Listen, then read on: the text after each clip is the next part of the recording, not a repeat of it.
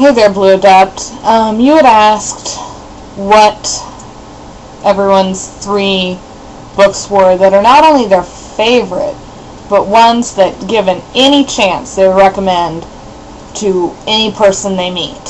So, I thought about it and went through some of my books, and while there's a lot of books that I would recommend, there's 3 that I probably would say I very often recommend to most anyone. The first of them is Good Omens. I don't know how visible that is since the camera's going to be stupid and crappy. Let me bring that out a bit more. There we go. Good Omens by Neil Gaiman and Terry Pratchett. Very excellent book. Basically, the little description on the back reads, "We hear the world will end on a Saturday, next Saturday in fact, just before dinner. Unfortunately, Sister Mary Loquacious of the Chattering Order has misplaced the Antichrist. The 4 horsemen of the apocalypse ride motorcycles, and the representations from heaven and hell have decided they actually like the human race." Basically, it's a complete satire of the apocalypse, and Neil Gaiman in particular, who I adore his writing as a whole. I really like what I consider to be his contribution to this book. Very funny book, definitely worth reading. Again, it's Good Omens by Neil Gaiman and Terry Pratchett.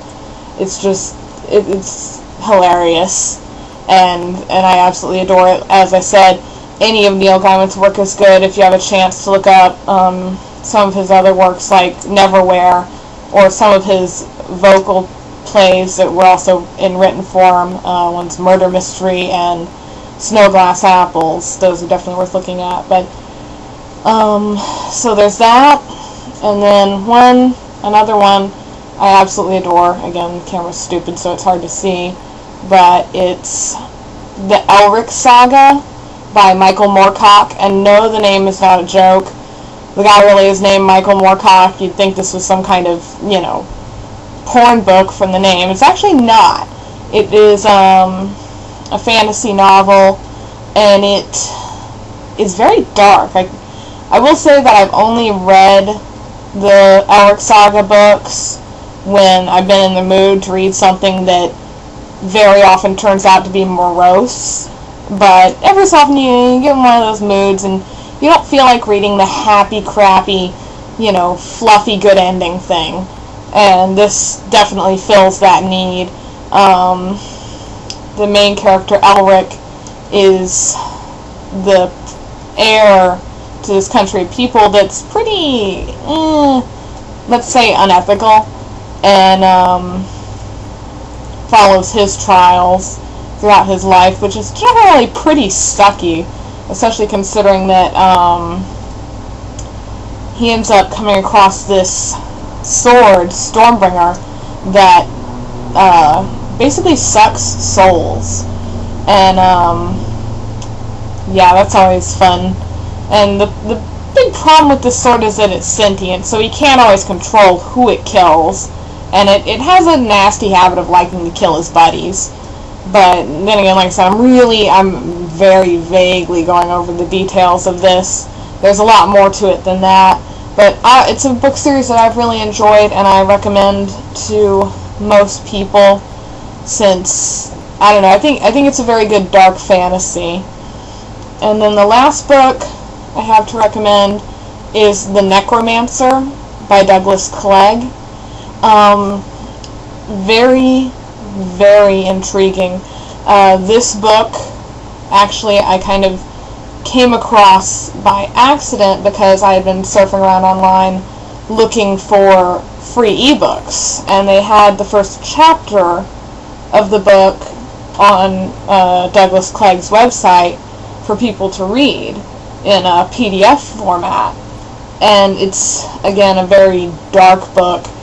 Let me see.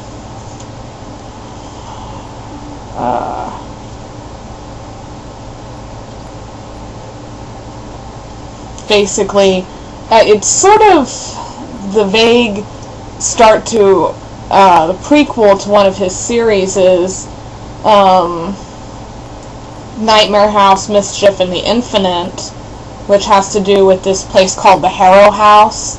And this is the origination of the one who would establish that house. Basically, it says, his name is Justin Gravesend, the necromancer, and in the necromancer, Clegg explores his childhood and youth, and what led him into the debauchery, madness, and ritual that would one day create the notorious house on the Hudson Valley known as Harrow.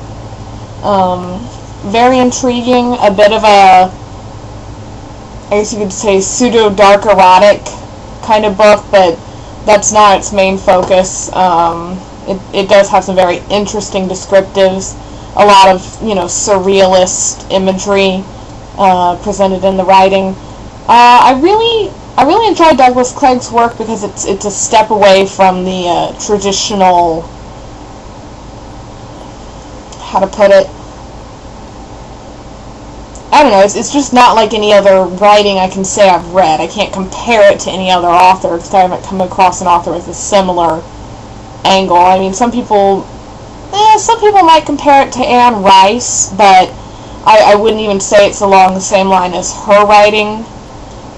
It's just very intriguing, very interesting book, and it has a mix of both somewhat fantasy element, but it takes place in a real setting in,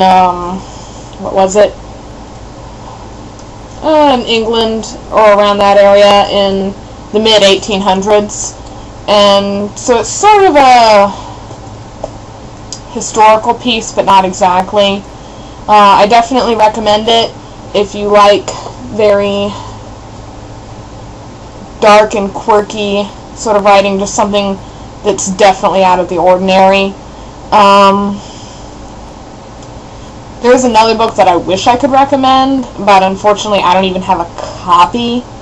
It's one that's out of print and a translation of a foreign novel, which makes it difficult to get. I will tell you, if you ever see a novel by the name of Dragon Sword and Wind Child by Noriko Ogiwara, grab it.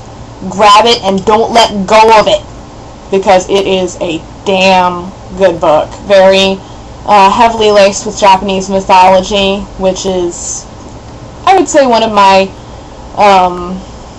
the things I'm heavily attracted to. So anything to do with Japanese mythology interests me.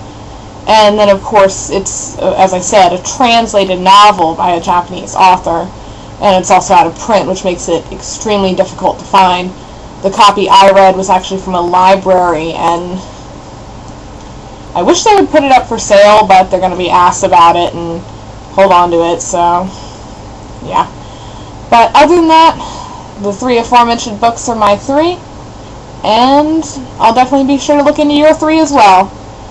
Till next time.